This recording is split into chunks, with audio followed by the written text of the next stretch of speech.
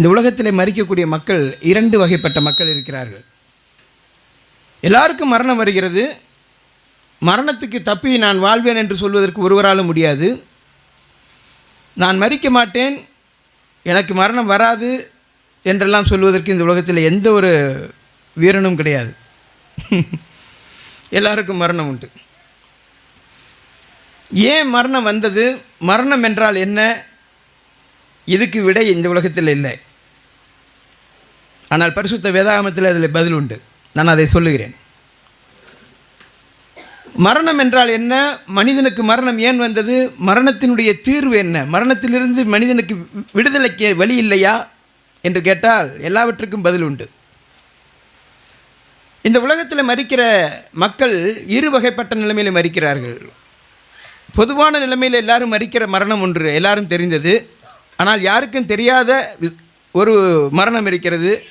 அதுதான் வேதாகமத்தில் சொல்லியிருக்கிறது, கிறிஸ்துவுக்குள் மரிக்கிறவர்கள். கிறிஸ்துவுக்குள் மரிக்கிறவர்கள் பாக்கியவான்கள். அது என்ன கிறிஸ்துவுக்குள் மரிக்கிறது என்று கேட்டால், இங்கே இருக்கக்கூடிய மக்கள் அதை அறிந்தவர்களுக்கு நான் சொல்லுகிறேன். அதே சமயத்தில் கிறிஸ்தவர்களாக இருக்கக்கூடியவர்களும் கூட மரணத்தையும் மரணத்துக்கு அப்பால் இருக்கக்கூடிய நிலையையும் இன்னும் சரிவர அறியாதவர்களாக நிறைய பேர் இருக்கிறார்கள். அதை குறித்து பவுல் அப்போஸ்தலன் சொல்லும் பொழுது இப்படியாக சொல்லுகிறார். தெசலோனிக்கேயருக்கு எழுதின 1 நிருபம் 4 அதிகாரம் 13 வசனத்தில் சொல்லுகிறார். 1 தெசலோனிக்கேயர் 4 அதிகாரம் 13 வசனத்தில் சொல்லுகிறதை நான் உங்களுக்கு வாசிக்கிறேன். அன்றியும் சகோதரரே, நித்திரை அடைந்தவர்களின் நிமித்தம் நீங்கள் நம்பிக்கையற்றவர்களான மற்றவர்களைப் போல துக்கித்து அறிவில்லாதிருக்க எனக்கு மனதில்லை. நித்திரை அடைந்தவர்களின் நிமித்தம் நீங்கள் நம்பிக்கையற்றவர்களான மற்றவர்களைப் போல துக்கித்து அறிவில்லாதிருக்க எனக்கு மனதில்லை என்று சொன்னால் என்ன அர்த்தம்? மரணத்திலே மனிதர்களுக்கு துக்கம் ஏற்படுகிறது. யார் இல்லை என்று சொல்ல முடியும்? எந்த வயதில் மனிதர்கள் மரித்தாலும் மனிதர்களுக்கு அந்த குடும்பத்தில் துக்கம் இருக்கிறது. மரணம் என்ற வார்த்தையானது, மரணம் என்ற நிகழ்வானது பொதுவாக மனித வாழ்க்கையிலே மற்றவர்களுடைய வாழ்க்கையில் கேள்விப்படும்போது அது ஒரு செய்தி. நம்முடைய குடும்பத்தில் நிகழும்போது அது ஒரு சம்பவம். அப்போ தான் அது நம்மளை பாதிக்கும். மரணத்தை பாதிப்பிலே அனுபவிக்கக்கூடிய ஒவ்வொருவருக்கும் தெரியும் மரணம் எத்தனை வலி உள்ளது, வேதனை உள்ளது, துன்பம் உள்ளது, துக்கம் உள்ளது, துயரம் உள்ளது. ஆனாலும் கூட வேதம் நமக்கு சொல்லக்கூடிய ஒரு காரியம், விசுவாசிகளுக்கு கிறிஸ்தவர்களுக்கு சொல்லக்கூடிய ஒரு நம்பிக்கையின் வார்த்தை என்னென்று கேட்டால், நித்திரை அடைந்தவர்களின் நிமித்தம் நீங்கள் நம்பிக்கையற்றவர்களான மற்றவர்களைப் போல துக்கித்து அறிவில்லாதிருக்க எனக்கு மனதில்லை. மரணம் துக்கத்தை தரக்கூடியது என்றாலும் கூட கிறிஸ்தவர்கள் மற்ற மக்களைப் போல துக்கித்திருக்கக்கூடாது என்று வேதம் சொல்லுகிறது. துக்கப்பட வேண்டியதில்லை, துக்கப்படக்கூடாது. அப்படி துக்கித்திருப்பது யாருடைய நிலை என்று கேட்டால், நம்பிக்கையற்றவர்களுடைய நிலைதான் அப்படி துக்கித்திருப்பார்கள். அப்படியானால் யார் அது நம்பிக்கையற்றவர்கள்? வேதத்திலே மனிதர்களை இப்படியாக சொல்லுகிறது, கிறிஸ்துவை சேராதவர்கள் நம்பிக்கையற்றவர்கள், கிறிஸ்துவை சேராதவர்கள் தேவனற்றவர்கள். மனிதன் இந்த உலகத்தில் பிறந்து வாழ்கிறான். மனிதனுடைய வாழ்க்கையிலே கடவுளோடு இருக்கக்கூடிய உறவற்றவனாக மனிதன் வாழ்ந்து கொண்டிருப்பதே மனிதனுக்கு தெரியாத ஒரு நிலையாக இருக்கிறது. எல்லா மனிதர்களும் பொதுவாக கடவுளோடு தொடர்புடைய நிலைமையில் நினைத்து கொண்டிருக்கிறார்கள். ஆகவே மனிதர்கள் இயல்பாகவே மரித்த பிறகு இறைவனடி சேர்ந்தார் என்று வால் போஸ்ட் ஒட்டுகிறார்கள். உண்மை நிலை அது அல்ல. உண்மை நிலை அது அல்ல. மனிதன் கடவுளோடு தொடர்பற்றவனாக இருக்கிறான். மனிதனை கடவுளோடு தொடர்பு படுத்துவதற்காக, கடவுளோடு சேர்ப்பதற்காக இவ்வுலகத்துக்கு வந்தவர் தான் ஆண்டவராகிய இயேசு கிறிஸ்து. வேதத்தில் ஒரு வசனம் சொல்லுகிறது, கிறிஸ்துவும் நம்மை தேவனிடத்தில் சேர்க்கும்படி அநீதியுள்ளவர்களுக்கு பதிலாக நீதியுள்ளவராய் பாவங்களின் நிமித்தம் ஒரு தரம் பாடுபட்டார். கிறிஸ்து இந்த உலகத்தில் வந்து பாடுபட்டார், சிலுவையில் அறையுண்டார் என்பது உலக சரித்திரம். அது எல்லாருக்கும் தெரியும், நிறைய பேருக்கு தெரியும். யாருக்கும் தெரியாதவர்கள்னு சொல்ல முடியாது. கிறிஸ்தவர்கள் மட்டுமல்ல, கிறிஸ்தவர்கள் அல்லாதவர்களுக்கும் தெரியும் இயேசு கிறிஸ்து சிலுவையில் அடிக்கப்பட்டார், மரித்தார் என்று. ஆனால் அதில் பாதி விவரங்கள் தெரியாது. பாடப்புஸ்தகத்தில் எழுதப்பட்டிருக்கும், அவர்களுடைய சீடர்களில் ஒருவனால் காட்டிக் கொடுக்கப்பட்டு சிலுவையில் அறையுண்டார் என்று எழுதப்பட்டிருப்பார்கள். என்னுடைய கையிலே ஒரு பழைய பாடப்புஸ்தகம், தமிழ்நாட்டு பாடநூல் திட்டத்தினுடைய 9ஆம் வகுப்பு பாடப்புத்தகம் என்னிடத்தில் இருக்கிறது. அதில் வேதாகமத்தில் இல்லை, அந்த பாடப்புத்தகத்தில் எழுதப்பட்டிருக்கிறது. இயேசு கிறிஸ்து மரித்து 3ஆம் நாள் உயிர்த்தெழுந்தார் என்று சொல்லி அந்த புத்தகத்தில் எழுதப்பட்டிருக்கிறது. உயிர்த்தெழுந்தார் என்று நம்பப்படுகிறது என்று எழுதவில்லை, சொல்லப்படுகிறது என்று எழுதவில்லை, உயிர்த்தெழுந்தார் என்று அங்கே எழுதப்பட்டிருக்கிறது. என்னுடைய கையிலே 11 சித்தர் பாடல் புத்தகம் வைத்திருக்கிறேன்.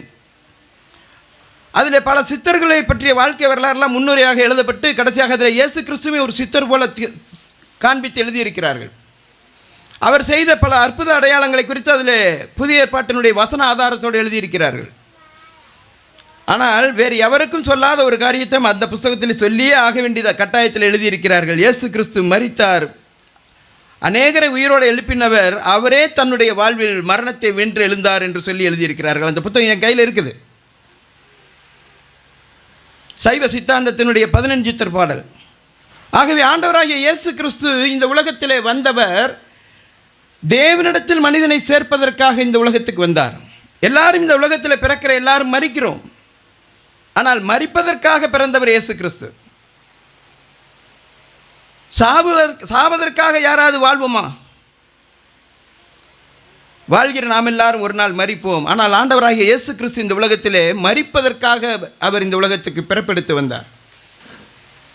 மண்ணில் பிறப்பெடுத்து வந்த மைந்தன் இறைமைந்தன் இயேசு கிறிஸ்து ஏன் மரணத்துக்காக வந்தார் என்று கேட்டால், மனித குலத்துக்கு வந்த மரணத்துக்கு ஒரு முடிவு உண்டாக்குவதற்காக அவர் மரணத்துக்கு சந்திக்க வந்தார். மரணம் மனிதனுக்கு ஏன் வந்தது? மரணத்தினுடைய துவக்கம் அல்லது மரணத்தினுடைய காரணகர்த்தா என்ன என்று கேட்டால், வேதாகமம் அதற்கான பதில் சொல்லுகிறது. நேரம் கருதி நான் விசுவாசிகளுடைய நம்பிக்கைக்குரிய விஷயங்களை சொல்லுகிறேன். அருமையான தாயார் இப்பொழுது பரிசுத்த தேவனுடைய சமூகத்தில் அவர்கள் மகிமையோடு இருக்கிறார்கள். நான் அடிக்கடி சொல்லுவேன், விசுவாசிகளுடைய மரண நேரத்திலே தேவன் தேவ தூதர்களை அந்த வீட்டுக்கு அனுப்புகிறார். ஒருவேளை இது ஆஸ்பத்திரியில் நடந்த மரணமாக இருக்கலாம், அல்லது வீட்டிலே நடந்ததாக இருக்கலாம், எங்கிருந்தாலும் சரி, தேவன் தம்முடைய பிள்ளைகளை அழைத்து கொள்ளும் நேரத்திலே இவர்களாக உயிர் பிரிந்து அங்கே போவதும் இல்லை, அவர் ஆண்டவர் அங்கிருந்து கொண்டு வா மகளே என்று அழைத்து கொள்வதும் இல்லை. தேவன் தம்முடைய தூதர்களை அனுப்பி அவர்களை வரவேற்கிறார். அவ்வளவு பெரிய விசேஷமான மக்கள் தான் அவர்கள். வெரி இம்பார்ட்டன்ட் பர்சன் அவருக்கு நாம் எல்லாரும். அப்படிதான் வேத புத்தகத்தில் சொல்லியிருக்கிறது. லாசரு மரித்து தேவதூதராலே ஆபிரகாமின் மடியிலே கொண்டு போய் விடப்பட்டான். நாம் எல்லாரும் இப்போ நான் வந்தேன் பிரதர், இந்த இடத்துல அட்ரஸ் கொடுக்குறேன், நீங்கள் வந்து சேர்ந்துருங்க அப்படின்லாம் யாரும் சொல்ல. நீங்கள் வந்து இறங்கி இருங்க, நாங்கள் வந்து கூட்டிகிட்டு வரோன்றாங்க. நமக்கு விசேஷமானவர்களை நாம் வரவேற்பதற்கு அவர்களை வந்திருக்கிற இடத்துல பஸ் ஸ்டாண்ட்லேயோ ரயில்வே ஸ்டேஷன்லேயோ போய் வரவேற்று கொண்டு வருவோம். ஆண்டவருக்கு நாம் எவ்வளோ விசேஷமானவர்கள். நம்ம ஆண்டவர் இந்த பூவுலகிலிருந்து தமிழத்தை சேர்த்து கொள்ளும் பொழுது பரலோகத்திலிருந்து தேவதூதரை அனுப்பி அவர்களை வரவேற்கிறார். பரலோகம் மகிழ் கொண்டாடக்கூடிய ஒரு நேரம். ஒரு மனிதனுடைய ரட்சிப்பின் நேரத்திலே பரலோகம் சந்தோஷிக்கிறது. ஒரு விசுவாசியினுடைய மரண நேரத்திலே பெரிய மகிழ்ச்சி உண்டாகிறது. பூமியில் அது துக்கம், ஆனால் பரலோகத்தில் அது ஒரு மகிழ்ச்சி. நான் வாசித்த அந்த 1 கொரிந்தியர் 15ஆம் அதிகாரத்திலே சொல்லியிருக்கிற உயிர்த்தெழுதலின் நம்பிக்கை பற்றியதான வசனம், அவர்களுடைய சரீரம் விதைக்கப்பட்டிருக்கிறது என்று சொல்லப்பட்டது. விதை என்று சொன்னால் ஒரு விதையானது ஊன்றப்படும் பொழுது அது செத்து மடிந்து மண்ணோடு மண்ணாகி அது ஒரு புதிய விதை முளைத்து அதிலிருந்து ஒரு செடி வருகிறது. அதிலே அதனுடைய மேனி விதைக்கப்பட்ட விதையை போன்றது அல்ல, புதிய மேனியை இது பெற்றுக்கொள்கிறது. அதுபோல உயிர்த்தெழுதலும் இருக்கும் என்பது குறித்து நாம் வாசித்தோம். பல விஷயங்கள் சொல்லப்பட்டது. அழிவுள்ளதாய் விதைக்கப்படும், அழியாமையாய் எழுந்திருக்கும், பலவீனம் உள்ளதாய் விதைக்கப்படும், பலமுள்ளதாய் எழுந்திருக்கும், கனவீனம் உள்ளதாய் விதைக்கப்படும், கனமுள்ளதாய் எழுந்திருக்கும். பைபிள் என்று சொல்லக்கூடிய பரிசுத்த வேதாகமம் வாக்குறுதிகளின் புஸ்தகமாக இருக்கிறது. அது மனித வாக்குறுதி அல்ல, தெய்வத்தினுடைய வாக்குறுதி.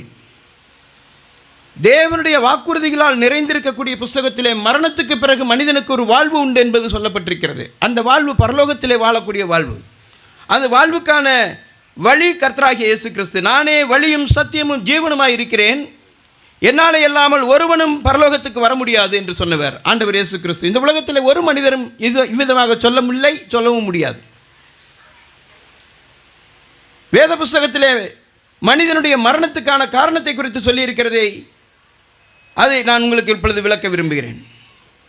வேத புஸ்தகத்திலே பாவத்தினுடைய விளைவுதான் மரணம் என்று சொல்லப்பட்டிருக்கிறது. பாவத்தின் சம்பளம் மரணம். பாவத்தின் சம்பளம் மரணம். பாவம் செய்கிற எந்த ஆத்துமாவும் சாகும். அப்போ பாவத்தினாலே தான் மரணம் வந்தது என்று சொல்லி வேதம் திட்டமாக சொல்கிறது. இந்த உலகத்தில் பல தீமைகள் நிறைந்திருக்கிறது. தீமையினுடைய காரணம் என்ன என்று கேட்டால், தீமையினுடைய பிறப்பிடம் என்ன என்று கேட்டால், தீமையினுடைய துவக்கம் என்ன என்று கேட்டால், இந்த உலகத்தில் பதில் இல்லை. உலக தத்துவங்களோ, தத்துவவாதிகளோ, மதவாதிகளோ, எந்த மதங்களோ அல்லது அரசியலோ, அறிவாளிகளோ அல்லது எந்த விதமான ஒரு மத தத்துவவாதிகளும் கூட மனிதனுடைய பாவத்தை குறித்து அல்லது இந்த உலகின் தீமையை குறித்து ஒன்றும் பதில் சொல்ல முடியாதவர்களாக இருக்கிறார்கள். இந்த உலகத்தில் எப்படி பாவம் வந்தது? பாவத்தின் விளைவாக வந்த மரணம் என்பது என்ன என்பது தெரியாமல் இருக்கிறார்கள். மரணம் மனிதனுக்கு பாவத்தினால் வந்தது. பாவம் என்பது தேவனுக்கு விரோதமாக, கடவுளுடைய கட்டளைக்கு விரோதமாக மனிதன் செய்த மீறுதல். நம்மெல்லாம் சொல்லுவோம்ல பிள்ளைங்கள்ட்ட, கிழிச்ச கோட்டை தாண்டக்கூடாதுன்னு. அந்த மாதிரி கிழிச்ச கோட்டை மனிதன் தாண்டிய முதல் அனுபவம் தான் கீழ்ப்படியாமை. மனிதனுடைய முதல் தவறு தான் பாவம். சரி, மனிதன் தவறு செய்தான், அதுக்கு நம்ம என்ன செய்தோம்? முதல் மனிதனுடைய பாவ சுபாவம் நம்முடைய பிறப்பிலே வம்சா வழியாக வந்து கொண்டே இருக்கிறது. மனிதருடைய சுபாவமும் பாவ சுபாவம் நிறைந்ததாக இருக்கிறது. சுருக்கத்தில் நான் சொல்லி முடிக்கிறேன். மனிதன் வெளியில் இருந்து பாவம் உள்ளே வர்றதில்லை, மனிதனுக்குள்ளிருந்து பாவம் வெளியே வருகிறது. மனிதன் பாவம் செய்வதனாலே பாவியாவதில்லை, பாவியாக இருப்பதினாலே பாவம் செய்கிறான். ஒரு தென்னை மரம் நட்டு வைக்கிறோம், அது சிறிது உயரமாக வருகிறது, அதில் இன்னும் தேங்காய் காய்க்கவில்லை. தேங்காய் காய்க்காத அந்த மரத்தை பார்த்து சிறுபிள்ளைகள் கேட்கிறார்கள், இது என்ன மரம் என்று கேட்டால் நாம் சொல்லுவோம் தென்னை மரம் என்று. எப்படி சொல்கிறீங்க? தேங்காய் காய்ச்சதுனால சொல்கிறீங்களா?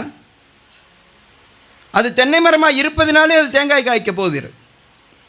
தேங்காய் காய்ச்சறதுனால அது தென்னை மரமாகிறது இல்லை.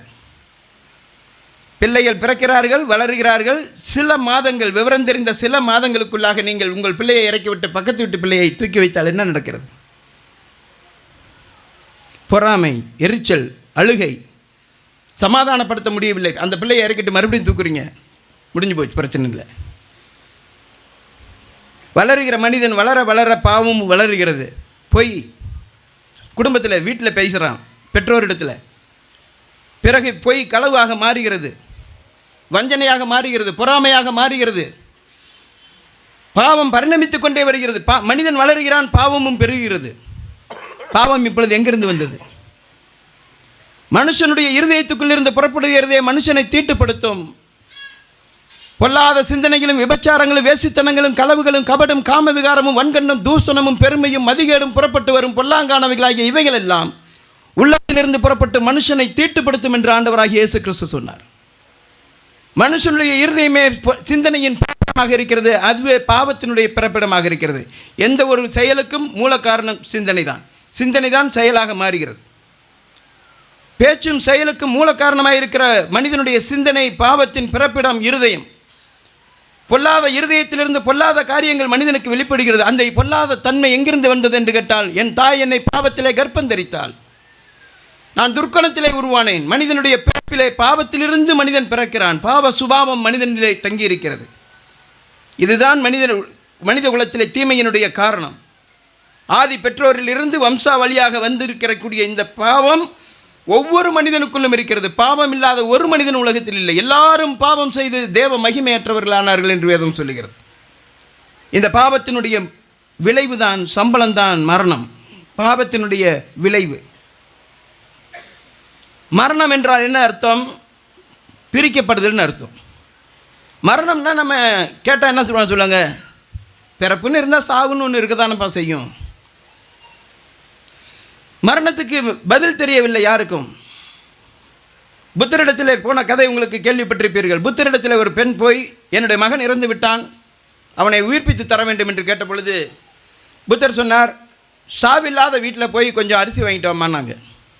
அவர் போனாங்க, அந்த அம்மா போனாங்க, ஒவ்வொரு வீடாக கேட்டாங்க. ஒரு கைப்பிடி அரிசி கேட்டாங்க. ஒரு கைப்பிடி அரிசி தானே, தாராளமாக தர்றாங்க. உங்கள் வீட்டில் யாராவது இறந்துருக்காங்களா? ஆமாம் இறந்துருக்காங்க. அப்போ வேண்டாம். இப்படியே சொல்லி போனால் எல்லா வீடுகள்லையும் பார்த்தால் கடைசியாக ஒரு வீட்லேயும் மரணம் இல்லாத வீடு இல்லை. புத்தரிடத்தில் போய் அந்த பெண் சொன்னால், ஐயா எல்லாரும் அரிசி கொடுக்க முன் வந்தார்கள், ஆனால் எல்லா வீடுகளிலும் மரணம் இருக்கிறது, மரணம் இல்லாத ஒரு வீடுமே இல்லை. அப்போ அவர் சொன்னார், பிணி மூப்பு சாக்காடு. மனிதன் பிறந்தால் மூப்படைவான், நோய் உருவான், சாவான். இந்த விதிக்கு, இந்த இயற்கையின் விதிக்கு மாற்றம் இல்லை, இதுக்கு நம்ம உட்பட்டிருக்கிறோன்னு சொல்லி முடிச்சிட்டார். புத்தரும் காந்தியும் இயேசுவும் ஒன்றும் இல்லைங்க. மகான்களில் ஒருவர் அல்ல இயேசு கிறிஸ்து. உலகத்தினுடைய பிரச்சனைகளுக்கு தீர்வு காண முடியாத, மரணத்துக்கான பதில் சொல்ல முடியாத புத்தரை போன்றவர் அல்ல இயேசு கிறிஸ்து. அவர் இந்த உலகத்துக்கு வந்தார். அவர் மனிதனை தேவனிடத்தில் சேர்க்கும்படியாக பாடுபட்டார் என்று வேதம் சொல்கிறது. கிறிஸ்துவம் நம்மை தேவனிடத்தில் சேர்க்கும்படி அநீதி உள்ளவர்களுக்கு பதிலாக நீதி உள்ளவராய் பாவங்களின் நிமித்தம் ஒரு தரம் பாடுபட்டார். பாவம் அறியாத அவர் நமக்காக அவர் பாவத்தை சுமந்து கொண்டு மரித்தார். பாவத்தினாலே தானே மரணம் வந்தது. இந்த பாவத்துக்கான தீர்வு உண்டாக்கும்படியாக, பாவமில்லாத ஒருவர் பாவத்துக்கு தீர்வு உண்டாக்கும்படியாக, பாவத்தின் தண்டனையை தன்னில் ஏற்றுக்கொண்டு மரித்து மனிதனை தேவனோடு சேர்ப்பதற்காக மனித குலத்தினுடைய பதிலாளாக அவர் வந்து சிலுவையிலே மரித்தார். பாவத்தின் சம்பளம் மரணம் என்பது தேவனுடைய சட்டத்தின் விதி. சட்டத்தின்படியாக தண்டிக்கப்பட வேண்டிய மனித குலத்துக்கு மீட்டெடுப்பதற்கான ஒரே ஒரு வழி கர்த்தராகிய இயேசு கிறிஸ்துவினுடைய மரணம் தான். அவர் இந்த பூமியில் வந்த பொழுது ஒரு மதத்தை ஸ்தாபிப்பதற்காக அவர் வரவில்லை. எல்லா மதங்களும் ஒரு மனிதனால் உருவாக்கப்பட்டிருக்கிறது. நீங்கள் பேர் சொல்கிற ஒவ்வொரு மதத்துக்கு நான் சொல்கிறேன் யார் உருவாக்குனாங்கன்னு. எல்லா மதங்களும் ஒரு மனிதனால் உருவாக்கப்பட்டிருக்கிறது. மதங்கள் மனிதனுடைய கற்பனையிலிருந்து பிறந்தது. ஆனால் இயேசு கிறிஸ்து கிறிஸ்துவ மதத்தை உருவாக்க வரவில்லை. இன்றைக்கு அது ஒரு கிறிஸ்துவ மதமாக மக்களால் மாற்றப்பட்டிருக்கிறது பாதி அளவிலே. மெய்யான கிறிஸ்தவம் மதம் அல்ல. கிறிஸ்து ஒரு மதத்தை உண்டாக்கவும் வரவில்லை. கிறிஸ்து மனிதனை தேவனிடத்தில் சேர்ப்பதற்காக, தேவனுக்கும் மனுஷனுக்கும் இடையிலான மனிதனாக, தேவனும் மனிதனுமாக அவர் இந்த உலகத்தில் வெளிப்பட்டார். எங்கள் ஊரில் ஒரு ரயில்வே பாலம் இருந்தது. அந்த ரயில்வே பாலத்தை இணைப்பதற்காக இங்கும் அங்குமாக 2 பக்கம் கட்டியாச்சு. நடுவில் இருக்கக்கூடிய ரயில் பகுதி, அந்த பிட்டு மட்டும் சென்ட்ரல் கவர்மெண்ட் கட்ட வேண்டியது. அது அப்படியே தடையாகி நின்று கிடந்தது. ரொம்ப நாளைக்கு அப்புறமாக அதுக்கு ஒரு முடிவு கண்டுச்சு, அதை இணைச்சாங்க. அந்த சின்ன ஒரு பகுதியை இணைச்ச உடனே இந்த பக்கம் இருந்து அங்கே போக முடிஞ்சுது. அது வரைக்கும் அங்கே ஒரு கேப், இந்த பக்கமும் பாலம் இருக்குது, அந்த பக்கம் பாலம் இருக்குது. ஆனால் இங்கேருந்து அங்கே போக முடியாது. இடையில் ஒரு கேப். அப்படி தான் மனிதனுக்கும் தேவனுக்கும் இடையில் உறவு இருந்தது. ஒரு பெரிய இடைவெளி, பாவம் உண்டாக்கிவிட்ட ஒரு பெரிய இடைவெளி. இந்த இடைவெளியை மாற்றும்படியாகவும் மனிதனை தேவனோடு சேர்க்கும்படியாக வந்தவர் தான் கர்த்தராகிய இயேசு கிறிஸ்து. அவர் தேவனாகவும் மனிதனாகவும் இருக்கிறார். தெய்வத்தில் தெய்வமாய் இருந்தவர் மானிட உருவண்டு மனு உருவண்டு மனித சரீரத்தை எடுத்துக்கொண்டு இந்த பூமியில் வந்து தெய்வமாய் இருக்கிற அதே நிலைமையிலே மனிதனாகவும் இருந்தார். அவர் மரித்தார், அடக்கம் பண்ணப்பட்டார், மீண்டும் 3ஆம் நாள் உயிர் தெழுந்தார். கிறிஸ்தவர்கள் மரணத்திலே நம்பிக்கையுள்ளவர்களாக இருப்பதற்கான காரணம் அதுதான். ஆண்டவர் சொன்னார், யோவான் சுவிசேஷம் 11ஆம் அதிகாரம் 25வது வசனத்திலே, நானே உயிர்த்தெழுதலும் ஜீவனுமாயிருக்கிறேன். என்னாலே என்னை விசுவாசிக்கிறவன் மரித்தாலும் பிழைப்பான். உயிரோடு இருந்து என்னை விசுவாசிக்கிறவன் எவனும் என்றென்றைக்கும் மறியாமலும் இருப்பான் என்று சொன்னார். நான் உயிர்த்தெழுதலும் ஜீவனுமாயிருக்கிறேன். என்னை விசுவாசிக்கிறவன் மரித்தாலும் பிழைப்பான். மரணம் மனிதனுக்கு எல்லாருக்கும் ஒன்று போல வருகிறது என்றாலும் தோற்றத்தில் வெளிப்பார்வைக்கு எல்லாரும் ஒன்று போல தெரியும். ஆனால் பரிசுத்த வேதாகமத்திலே கிறிஸ்தவர்களுடைய மரணத்துக்கு மரணம் என்று சொல்லப்படவில்லை. மரணம் என்ற சொல் பயன்படுத்தப்படவே இல்லை. அப்படின்னா என்ன சொல்லியிருக்கு? நித்திரை. நித்திரைங்க. பழைய ஏற்பாட்டிலே வாழ்ந்த பரிசுத்தவான்களுக்கானாலும் சரி, புதிய ஏற்பாட்டு விசுவாசிகளுக்கானாலும் சரி, எல்லாருடைய மரணத்தை குறித்தும் சொல்லும்போது புதிய ஏற்பாட்டில் சொல்லுவது நித்திரை. கோத்திர தலைவனாகிய தாவீது நித்திரை அடைந்து அடக்கம் பண்ணப்பட்டான். அவனுடைய கல்லறை இந்நாள் வரைக்கும் நம் நடுவில் இருக்கிறதுன்னு சொல்கிறார் பேதுரு. மரித்த எல்லா பரிசுத்தவான்களுடைய மரணமும் நித்திரை என்று தான் சொல்லப்பட்டிருக்கிறது. காரணம், தூக்கத்தில் இருக்கிறவர்கள் விழிப்பார்கள். கிறிஸ்துவாசிகளுக்கு மரணம் கிடையாது, மரணம் இல்லை. மரணம் என்று சொன்னால் அது 3 நிலைமையில் உள்ளது. ஒன்று சரீர மரணம், அதுதான் நம்ம பார்க்குறோம், அது வந்தே தீரும் எல்லாருக்கும். ஆனால் ஆண்டவர் இயேசு கிறிஸ்து சொன்னது, என்னை விசுவாசிக்கிறவன் மரித்தாலும் பிழைப்பான் என்று சொன்னது மரணமில்லா பெருவாழ்வு. அந்த மரணம் ஆவிக்குரிய மரணம். அது இறைவனை விட்டு பிரிக்கப்பட்டிருக்கிற மரண நிலை, செப்பரேஷன் ஃப்ரம் காட். மனிதன் தேவனை விட்டு பிரிக்கப்படுகிற பிரிவுக்கு பேர் தான் வேதாகமத்திலே மரணம் என்று சொல்லப்பட்டிருக்கிறது. மனிதனுக்கு இருவிதமான தன்மைகள் இருக்கிறது. ஒன்று ஜட சரீரம், இன்னொன்று ஆவிக்குரிய தன்மை, ஆவிக்குரிய பகுதி. ஆவி ஆத்மாவாகிய இரண்டு பகுதிகள் சேர்ந்தது மனிதனுடைய ஆவிக்குரிய பகுதி, ஸ்பிரிச்சுவல் பார்ட். இன்னொன்று ஃபிசிக்கல் பார்ட், மனிதனுடைய சரீரம். இந்த சரீரம் ஐம்புலன்களை கொண்ட இந்த சரீரத்தினால் தான் இந்த உலகத்துக்கு நாம் அறியப்படுகிறோம், உலகத்தால் நாம் தொடர்பு கொள்கிறோம். ஆனால் கண்ணுக்கு காணாத புலப்படாத மனிதனுடைய ஆவிக்குரிய பகுதி இறைவனோடு தொடர்பு கொள்ளக்கூடிய பகுதிக்கு தொடர்பற்றிருந்த நிலை, அதுதான் ஸ்பிரிச்சுவல் டெத் அல்லது ஆவிக்குரிய மரணம். இன்னொரு மரணம் இருக்கிறது.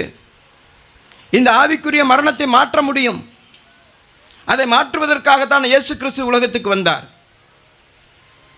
இறைவனோடு மனிதனை ஒப்புரவாக்கினார். நான் மறுபடியும் ஒரு உதாரணத்தை சொல்லுகிறேன். இந்த வீட்டுக்கு வரக்கூடிய கரண்ட் ஒயர் இருக்குது, அது திடீரென்று அருந்து விடுகிறது. உடனே லைன்மேனை கூப்பிட்றோம். அந்த லைன்மேன் வந்து பார்க்குறாரு, இங்கே லைன் இல்லை, ஆனால் எங்கேயோ ஒரு இடத்துல அறுபட்டு இருக்குது, எல்லா பக்கம் கரண்ட் இருக்குது, இங்கே மட்டும் கரண்ட் இல்லை. அப்போ என்ன செய்கிறாருன்னா, அந்த அறுபட்ட கம்பியை கண்டுபிடிச்சு அதை இணைக்கிறார். அந்த கம்பியினுடைய அந்த பக்கத்தில் கரண்ட் இருக்குது, இந்த பக்கத்தில் கரண்ட் இல்லை. கம்பியை இணைச்ச உடனே என்ன ஆயிடுது? கரண்ட் வந்துடுது. இந்த கரண்ட்டு தாங்க ஜீவன். மனிதனுக்கு தேவனோடு இருக்கக்கூடிய உறவு இல்லாத போது ஜீவன் இல்லை. அதுக்கு பேர் தான் மரணம். மரணம் என்றால் என்ன? ஜீவனற்ற நிலை தான் மரணம். இருள் என்று சொன்னால் என்ன அர்த்தம்? ஒளி இல்லாத நிலை தான் இருள்.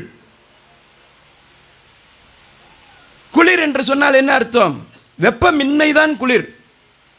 வெப்பத்தை அளப்பதற்கு அளவீடு இருக்கிறது, அளவுமானி இருக்கிறது. குளிரை அளக்கிறதுக்கு அளவுமானி கிடையாது. வெளிச்சத்தை அளப்பதற்கு அளவுமானி இருக்கிறது, இருளை அளப்பதற்கு அளவுமானி கிடையாது. அதுபோல தான் மரணம் என்பது ஜீவனற்ற நிலைமை. தேவனோடு இருக்கக்கூடிய உறவு துண்டிக்கப்பட்டது, அதுக்கு பேர் தான் மரணம். துண்டிக்கப்பட்டது. அந்த துண்டிக்கப்பட்ட உறவை மீண்டும் சேர்த்து வைப்பதற்காக வந்தவர் தான் கர்த்தராகிய இயேசு கிறிஸ்து. அவரை ஏற்றுக்கொண்டவர்கள், அவரை விசுவாசித்தவர்கள் மரித்தாலும் அவர்களுக்கு சரீரத்தில் தான் மரணமே ஒழிய ஆவிக்குரிய நிலைமையில் அவர்களுக்கு தேவனோடு பிரிவு கிடையாது. அவர்கள் தேவனோடு இணைக்கப்பட்டிருக்கிறார்கள். தேவனோடு இணைக்கப்பட்ட பொழுது அவர்களுக்கு ஜீவன் உண்டாயிருக்கிறது. அந்த ஜீவன் கிறிஸ்துவில் இருக்கிறது. அது நித்திய ஜீவன். அந்த நித்திய ஜீவனை தரும்படிக்கு தான் ஆண்டவர் வந்தார். நித்திய வாழ்வு. நித்திய வாழ்வு என்று சொன்னால் மரிக்காமல் என்றென்றும் உயிரோடு இருக்கிறதுன்னு அர்த்தம் அல்ல. மூன்றாவது மரணத்தை குறித்து சொல்லுகிறேன். இந்த ஆவிக்குரிய நிலைமையில் தேவனோடு உறவு துண்டிக்கப்பட்ட நிலைமையிலேயே ஒரு மனிதன் மரிப்பான் என்று சொன்னால் கடைசியாக ஒரு மரணம் இருக்கிறது. கடவுளுக்கு முன்பாக எல்லாரும் நியாய விசாரணை நாளிலே கொண்டு வந்து நிறுத்தப்படக்கூடிய ஒரு நாள் இருக்கிறது. ஒரே தரம் மரிப்பதும் பின்பு நியாய தீர்ப்படைவதும் மனுஷனுக்கு நியமிக்கப்பட்டிருக்கிறது. அந்த நியமனத்தின் நாளிலே இந்த உலகத்தில் பிறந்த அனைத்து மனிதர்களையும் தேவன் நியாயம் விசாரித்து அக்கினி கடலிலே தள்ளப்போகிறார். பாவத்தினுடைய இறுதி முடிவு அதுதான். இது எதுவுமே உலகம் தெரியாதது. பரிசுத்த வேதாகமத்தில் மாத்திரம் சொல்லப்பட்ட சத்தியங்கள் இவைகள். அந்த மரணத்திலே மனிதன் என்றென்றைக்குமாக பிரிக்கப்படுகிறான். அதுக்கு பேர் இரண்டாம் மரணம். இரண்டாம் மரணம். இரண்டாம் மரணத்துக்கு தப்பி பிழைக்க வேண்டுமானால் ஆண்டவராகிய இயேசு கிறிஸ்துவை உயிரோடு இருக்கும் காலத்திலே விசுவாசித்து ஏற்றுக்கொள்கிறவர்களுக்கு ஆவிக்குரிய ஜீவன் கிடைக்கும். ஆவிக்குரிய மரணத்திலிருந்து ஜீவனை பெறலாம். யோவான் சுவிசேஷம் 5ஆம் அதிகாரம் 24வது வசனத்திலே ஆண்டவர் இப்படி ஆணித்தரமாக சொல்லுகிறார், என் வசனத்தை கேட்டு என்னை அனுப்பினவரை விசுவாசிக்கிறவனுக்கு நித்திய ஜீவன் உண்டு.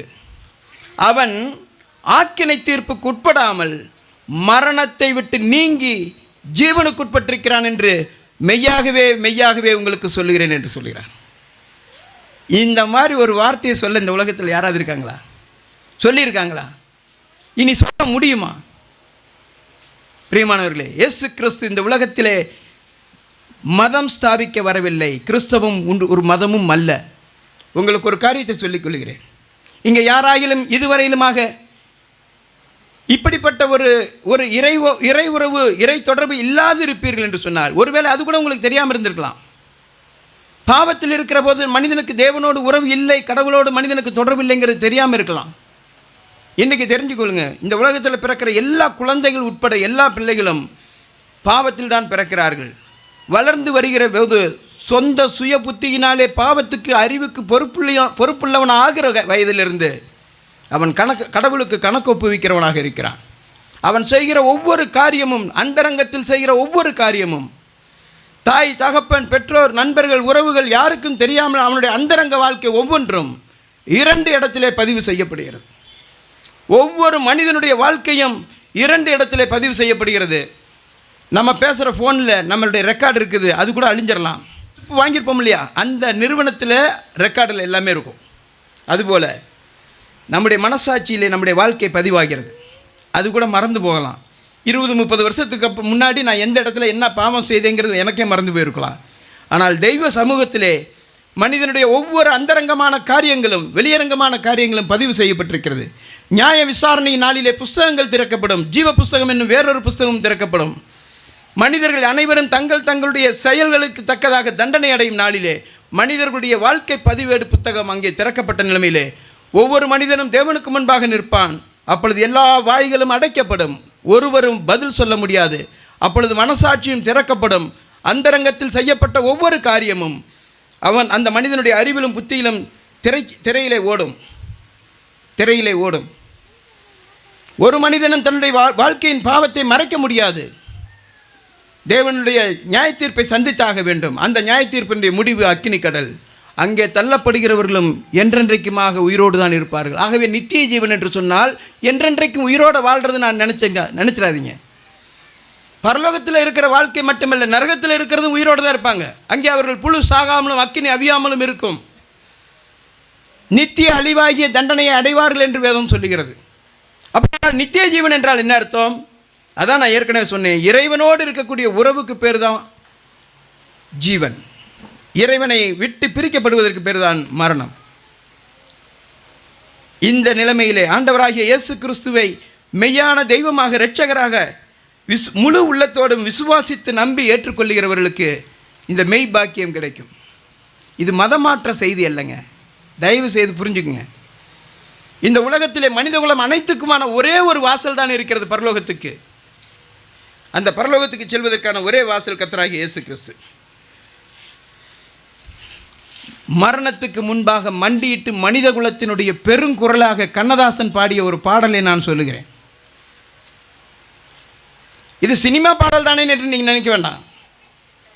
அதுதான் உண்மை. மனித வாழ்க்கையில் அதுதான் உண்மை. எலும்புக்கும் சதைக்கும் மருத்துவம் கண்டேன், இதற்கோர் மருந்தை கண்டேனா, கண்டால் இவளை தன்னந்தனியே எரியும் நெருப்பில் விடுவேனா. இந்த காட்சி அப்படியே கண்ணுக்கு முன்னாடி கொண்டு வாங்க. மனைவி இறந்த பொழுது அவள் எரியூட்டப்படுகிறாள். அந்த நேரத்தில் ஒரு கணவனுடைய பிரிவாற்றாமை எவ்வளவு துக்கத்தோடு இருந்திருப்பான். அந்த நேரத்தில் அவனுடைய வார்த்தைகளாக இந்த பாடல் வருகிறது. அதை நினைச்சு பாருங்கள். எலும்புக்கும் சதைக்கும் மருத்துவம் கண்டேன், இதற்கோர் மருந்தை கண்டேனா, இருந்தால் இவளை தன்னந்தனியே எரியும் நெருப்பில் விடுவேனோ. இது பாடல் சினிமா பாட்டுக்கு மட்டும் இல்லைங்க, இன்றைய வரைக்கும் அறிவியலின் உண்மை இதுதான். குளோனிங் கண்டுபிடிக்கப்பட்டிருக்கலாம். மனிதன் பிரம்மனாகிறான் என்கிற ஒரு கட்டுரை வந்தது குளோனிங் கண்டுபிடிக்கப்பட்ட நேரத்தில். அதை எடுத்து வைத்திருக்கிறேன். மனிதன் ஒருபோதும் பிரம்மனாக முடியாது, அதாவது படைப்பாளனாக முடியாது. வார்த்தை தான், மொழி தான் வேற. பிரம்மன் என்று சொன்னால் சமஸ்கிருத வார்த்தை. இங்கே இருக்கிறார் மொழிப்புலவர். படைப்பாளர் வேற ஒன்றும் இல்லை. கடவுள் என்று சொன்னால் அவர் படைப்பாளர். அதனால தான் படைப்பை பற்றி தொடங்கி கடவுள் வேதாந்தத்தை ஆரம்பிக்கிறார். கடவுள் என்று சொன்னால் அவர் முதலாவது படைப்பாளர். அந்த படைப்பாளராக ஒருபோதும் மனிதனாக முடியாது. மனிதன் ஒரு சிறு உயிரையும் உண்டாக்க முடியாது. ஆகவே மனிதன் ஒருபோதும் மரணத்துக்கு இந்த உலகத்தில் தீர்வு காண முடியாது. தீர்வு காணும்படி வந்தவர் இயேசு கிறிஸ்து. மரணத்துக்கு தம்முடைய மரணத்தினால் மரணம் உண்டாக்கினார். மரித்தார், அவர் உயிர் தெழுந்தார். இந்த மரணம், இந்த உயிர் தெழுதல் ஒரு கட்டுக்கதை அல்லங்க. நாங்கள் ஒரு கட்டுக்கதையை உங்களுக்கு சொல்லாமல் எங்கள் கண்ணார கண்டவைகளை உங்களுக்கு சொல்லுகிறோம் என்று அவருடைய சீஷர்களில் ஒருவராகிய பேதுரு அப்போஸ்தலன் எழுதியிருக்கிறார். அவரோடு கூட வாழ்ந்தவர், உண்டு உறங்கினவர், அவரோடு கூட தொட்டு தடவி அவரை பார்த்தவர். ஒரு மாய பிம்பத்தை அல்ல, ஒரு மனோபிரமை அல்ல. அவரோடு கூட 3.5 ஆண்டு காலமாக வாழ்ந்தவர். அவர் உயிர் தெழுந்த பின்பு 40 நாளளவும் அவரோடு கூட பார்த்த சாட்சி, கண்கண்ட சாட்சி. அவர் சொல்லுகிறார், ஆண்டவராகிய இயேசு கிறிஸ்து மரித்து 3ஆம் நாள் உயிர் தெழுந்தார். அவரை தொட்டு பார்த்தவர்கள் உண்டு. அதனால் ஆண்டவராகிய இயேசு கிறிஸ்து மரித்தார், 3ஆம் நாள் உயிர் தெழுந்தார். இந்த விஷயம் அவருடைய பிறப்பின் காரியம் அதற்கு 700 வருடங்களுக்கு முன்னதாக தீர்க்கதரிசியினால் முன்னுரைக்கப்பட்டது. அவர் எங்கே பிறப்பார், எப்படி பிறப்பார், எல்லாம் முன்னுரைக்கப்பட்டது. பெத்லகேமில் பிறப்பார். அது ஒரு பெத்லகேம் இல்லை, 2 பெத்லகேம் இருக்குது. குருட்டாம்போக்கில் அடித்து விடுற ஒரு காரியம் அல்லங்க தீர்க்க தரிசனம் என்பது. இன்றைக்கி கிறிஸ்தவர்கள் தெரிந்து கொள்ள வேண்டும், தீர்க்க தரிசனம் என்பது ஒரு குருட்டுத்தனமான ஒரு முன்னுரைப்பு அல்ல, திட்டவட்டமாக சொல்லப்பட்டது. யூதாவில் உள்ள பெத்லகேமிலே கிறிஸ்து பிறப்பார். ஒரு கன்னிகையின் வயிற்றில் அவர் பிறப்பார். அவர் பாடுபடுவார், மனுக்குலத்தின் பதிலாளாக பாடுபடுவார். மெய்யாகவே அவர் நம்முடைய பாடுகளை ஏற்றுக்கொண்டு நம்முடைய துக்கங்களை சுமந்தார். நாமோ அவர் தேவனால் அடிபட்டு வாதிக்கப்பட்டு சிறுமைப்பட்டவர் என்று எண்ணினோம். நம்முடைய மீறுதலின் நிமித்தம் அவர் காயப்பட்டு, நம்முடைய அக்கிரமங்களின் நிமித்தம் அவர் நொறுக்கப்பட்டார். நமக்கு சமாதானத்தை உண்டு பண்ணும் தண்டனை அவர் மேல் வந்தது என்று ஏசாயா தீர்க்கதரிசியினால் 700 வருடங்களுக்கு முன்பாக எழுதப்பட்டது. இந்த வேத புஸ்தகத்தில் இருக்கக்கூடிய காரியங்களுக்கெல்லாம் வரலாற்று ஆதாரங்கள் இருக்கிறது. யார் எந்த தீர்க்கன் எந்த காலத்திலே வாழ்ந்தான் என்பதற்கான வரலாற்று ஆதாரங்கள் இருக்கிறது. இஸ்ரவேல் தேசத்திலே கிறிஸ்துவுக்கு முன்னாக 700வது வருஷத்திலே யோதாம், ஆகாஸ், எசேக்கியா என்கிற ராஜாக்களின் நாட்களிலே இந்த தீர்க்கதரிசி உயிரோடு வாழ்ந்தான். அவன் உரைத்த தீர்க்க தரிசனத்தின்படி இயேசு கிறிஸ்துவனுடைய வாழ்க்கையிலே நடந்தது. அது மாத்திரமல்ல, அவர் தம்முடைய மரணத்தின் நேரத்திலே, அவர் இந்த பூமிக்குரிய வாழ்க்கையை முடிக்கும் நேரத்திலே, நான் பாவிகளுடைய கையிலே மனுஷகுமாரன் பாவிகளுடைய கையிலே ஒப்புக் கொடுக்கப்படுவார். அவர்கள் அவருக்கு இஷ்டமான பிரகாரமாக அவருக்கு செய்வார்கள். அவர்கள் அவரை மரத்திலே தூக்கி கொலை செய்வார்கள். ஆகிலும் நான் உயிர் தெழுந்து உங்களுக்கு முன்னே கலிலேயாவுக்கு போவேன் என்று சொன்னார். ஆண்டவராகிய இயேசு கிறிஸ்துவனுடைய மரணம், உயிர் தெழுதல் என்பது முன்னுரைக்கப்பட்ட தீர்க்க தரிசனத்தினுடைய நிறைவேறுதலாக இருந்தது. அவர் தம்முடைய மரணத்தை முன்னறிந்தவராகவே அவர் கெத்செமனேக்கு போனார். அவர் எருசலேமுக்கு நேராக திரும்பி வந்தார். அவர் பற்பல இடங்களில் ஊழியம் செய்தவர். தம்முடைய நேரம் வந்த பொழுது எருசலேமுக்கு நேராக திரும்பி வந்தார் என்று சொல்லியிருக்கிறது. எருசலேமிலே தமக்கு நேரிடப் போகிற எல்லாவற்றையும் அவர் அறிந்தவராக வந்தார். நாளைக்கு அடுத்த நிமிஷம் என்ன நடக்குங்கிறது நமக்கு யாருக்கும் தெரியாது. ஆனால் ஆண்டவர் இயேசு கிறிஸ்து தம்முடைய வாழ்க்கையினுடைய முன்னாக நடக்கக்கூடிய அனைத்து காரியங்களும் அறிந்தவர் தான் இந்த உலகத்திலே வாழ்ந்தார். அவர் மரித்தார், அடக்கம் பண்ணப்பட்டார், தாம் சொன்னபடியே உயிர் தெழுந்தார். இயேசு கிறிஸ்து உயிர் தெழுந்த அந்த நாளிலே அவருடைய கல்லறைக்கு போன ஸ்திரீகளுக்கு, பெண்களுக்கு தேவதூதன் சொன்ன வார்த்தை என்ன தெரியுமா? அவர் இங்கே இல்லை, அவர் உயிர் தெழுந்தார். எப்படி தெரியுமா உயிர் தெழுந்தார்? தாம் சொன்னபடியே உயிர் தெழுந்தார். தாம் சொன்னபடியே உயிர் தெழுந்தார். இயேசு கிறிஸ்து தன்னுடைய மரணத்துக்கு பிறகு நான் உயிரோடு எழுந்து வருவேன் என்று சொன்னார். மகான்களில் ஒருவராக எண்ணிக்கொண்டிருக்கக்கூடிய இந்த உலகம் ஏமாந்து போகிறது. நான் படித்திருக்கிறேன். இந்தியாவினுடைய கவிக்குயில் என்று சொல்லக்கூடிய சரோஜினி நாயுடு, அந்த அம்மா காந்தியடிகள் இறந்த 3ஆம் நாளிலே, பாபுஜி நீர் மரித்து இன்றோடு 3ஆம் நாள் ஆயிற்றே என்று அழுது புலம்பினார்கள். அதனுடைய அர்த்தம் என்ன? இயேசு வந்தது போல நீங்கள் வரமாட்டீர்களா? ஒரு ஏக்கம் பாருங்க. பாபுஜி நீர் மரித்து இன்றோடு 3ஆம் நாள் ஆயிற்றே.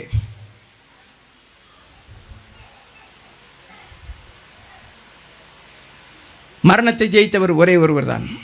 நீங்கள் மரணத்திலிருந்து, அக்கினிக்கடலிலிருந்து, 2ஆம் மரணத்திலிருந்து, நியாய தீர்ப்பிலிருந்து தப்புவதற்கு ஆண்டவராகிய இயேசு கிறிஸ்துவிடத்தில் வந்து அவர்தான் மெய்யான தெய்வம், இரட்சகர் என்பதை, என்னுடைய பாவத்தை சுமந்து தீர்க்கும்படி பாவத்தின் நிமித்தமாக அவர் சிலுவையில் மரித்தார், என்னை தேவனோடு ஒப்புரவாக்குவதற்காக மரித்தார் என்று முழு இருதயத்தோடு நீங்கள் நம்பி விசுவாசித்து ஏற்றுக்கொள்வீர்கள் என்று சொன்னால், இந்த சனமே உங்களுடைய பாவங்கள் மன்னிக்கப்பட்டு நீங்கள் இறைவனுடைய மக்களாக, மகனாக, மகளாக மாற முடியும். இது ஏதோ நான் அள்ளித்தளித்து போகிற வார்த்தை இல்லைங்க. பரிசுத்த வேதாகமத்தினுடைய வாக்குறுதி. இங்கே இருக்கக்கூடிய அநேகருடைய வாழ்க்கையின் அனுபவம். என்னுடைய சொந்த வாழ்க்கை குறித்து தெரியும். நான் இந்த கிறிஸ்தவ மதத்தில் பிறந்து வளர்ந்தவன் தான். ஆனால் நான் என்னுடைய வாழ்க்கையில் 22வது வயதிலே தான் உண்மையான இறை தொடர்பை நான் அறிந்தேன். அதுக்கு முன்னதாக வேதாகமத்தினுடைய எல்லா விஷயமும் எனக்கு தெரியும். அப்போ அந்த நாட்களில் என்னை பிரசங்கம் பண்ண விட்டாலும் பிரசங்கம் பண்ண முடியும். ஆனால் உண்மையான கிறிஸ்தவ அனுபவம், தெய்வத்துடைய தொடர்பில் நான் வந்தது 22வது வயதில். ஆகவே நான் உங்களுக்கு முன்பாக சொல்லிக்கொள்ளக்கூடிய காரியம், இந்த அருமையான தாயார் நீதிமானோ தன் மரணத்தில் நம்பிக்கை உள்ளவன் என்று சொன்னது போல நம்பிக்கையோடு மரித்திருக்கிறார்கள். தான் நம்பி பற்றி கொண்டிருந்த ஜீவித்த அந்த நேச இரட்சகருடைய பாதத்துக்கு அவர்கள் போயிருக்கிறார்கள். ஒரு நாள் ஆண்டவராகிய இயேசு கிறிஸ்து வரும் பொழுது அவர்கள் உயிரோடு எழுப்பப்படுவார்கள். அவர்களுடைய சரீரம் மகிமையுள்ளதாக எழுந்திருக்கும். அன்றைக்கு நாளிலே நாம் அவர்களை காண்போம். முகமுகமாய் ஒருவரோடொருவர் சந்தித்து கர்த்தருடைய சமூகத்தில் என்றென்றுமாக ஜீவிப்போம். அந்த நாளுக்காக நாங்கள் காத்திருக்கிறோம். உங்களுக்கும் இந்த ஜீவனுள்ள நம்பிக்கை வேண்டுமானால் ஆண்டவராகிய இயேசு கிறிஸ்துவினிடத்திலே வாருங்கள். ஆண்டவராகிய இயேசு கிறிஸ்து உயிர்த்தெழுந்ததினாலே தான் இந்த ஜீவனுள்ள நம்பிக்கை உண்டானது. பேதுரு அப்போஸ்தலன் எழுதுகிறார், 1 பேதுரு 1:4 வசனங்களிலே, அவர் மரித்தோரிலிருந்து எழுந்ததினாலே அழியாததும் மாசற்றதும் ஜீவனுள்ளதுமான இந்த நம்பிக்கை நமக்கு உண்டாயிருக்கிறது. இந்த நம்பிக்கைக்காக நாங்கள் நம்பிக்கையோடு கூட நாங்கள் ஜீவிக்கிறோம். உங்கள் அருமையான கிறிஸ்துவை அறியாதவர்கள் அது ஒரு மதத்தவருடைய கடவுள் என்று சொல்லி இதுவரைக்கும் தவறாக எண்ணிக்கொண்டிருந்திருப்பீர்களானால் இன்றைக்கு நீங்கள் அறிந்து கொள்ளும்படியாக தயவோடு நாங்கள் சொல்லிக் கொள்கிற காரியம், உங்களுடைய வாழ்க்கையிலே உங்களுக்கும் எங்களுக்கும் ஒரே கடவுள் தான், ஒரே இரட்சகர் தான். நிறைய சொல்ல வேண்டியிருக்கிறது, எனக்கு சொல்ல நேரம் இல்லை. சைவ சித்தாந்த பாடல் ஒன்று சொல்லுகிறது, எங்கள் தேவர் உங்கள் தேவர் என்றென்று தேவரோ, அங்குமிங்கும் ஆகி நின்ற ஆதிமூர்த்தி ஒன்றலோ, இந்த ஊரில் இல்லை என்று எங்கு நாடி ஓடுறீர், அந்த ஊரில் ஈசனம் அமர்ந்து வாழ்வது எங்கனே, அங்குமிங்கும் ஆகி நின்ற ஆதிமூர்த்தி ஒன்றலோ. தெய்வம் எங்கும் நிறைந்திருக்கிறவர், விண்ணையும் மண்ணையும் நிரப்புகிற தெய்வம். விண்ணுலகம் விட்டு மண்ணுலகம் வந்து மண்ணுலகில் இருக்கும் மனிதனை மானிட வர்க்கத்தை பரலோகம் சேர்ப்பதற்காக தன்னுடலை பலியாக ஒப்புக் கொடுத்தவர். அந்த ஆண்டவராகிய இயேசு கிறிஸ்துவை நீங்கள் விசுவாசித்து அவரை ஏற்றுக்கொள்ளும்படியாக அன்போடு கூட நாங்கள் கேட்டுக்கொள்கிறேன். நான் எழுதிய ஒரு சிறிய கவிதையை கூட இந்த இடத்துல நான் வாசித்து முடிக்கிறேன்.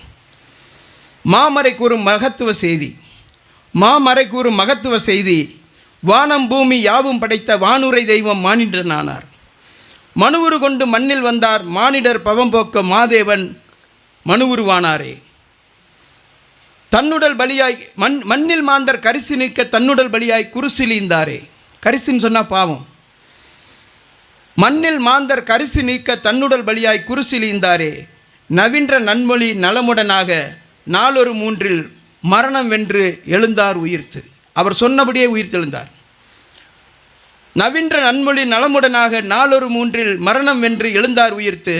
நானிலமெங்கும் கூறிடுவீர் இதனை, நன்மொழி இஃதினை மனதில் ஏற்போர் பாரினில் பெறுவார் பரலோக இன்பம். இந்த பூமியிலேயே பரலோக வாழ்வை பெற முடியும். மரணம் வென்ற நாயகனோடு மறுமையில் வாழ்வார் என்றென்றும். மரணம் வென்ற நாயகனோடு மறுமையில் வாழ்வார் என்றென்றும். இந்த நித்திய வாழ்வை நீங்களும் அடைய ஆண்டவராகிய இயேசு கிறிஸ்துவினுடைய கிருபை உங்கள் அனைவரோடும் கேட்டுக்கொண்டிருந்த யாவரோடும் இருப்பதாக, கர்த்தருடைய நாமம் மகிமைப்படுவதாக. என்னை அழைத்து இந்த இடத்திலே பேச வாய்ப்பளித்தமைக்காக உங்களுக்கும் நான் கர்த்தருடைய நாமத்தில் என்னை நன்றிகளை தெரிவித்துக் கொள்கிறேன். கர்த்தருடைய நாமம் மகிமைப்படுவதாக.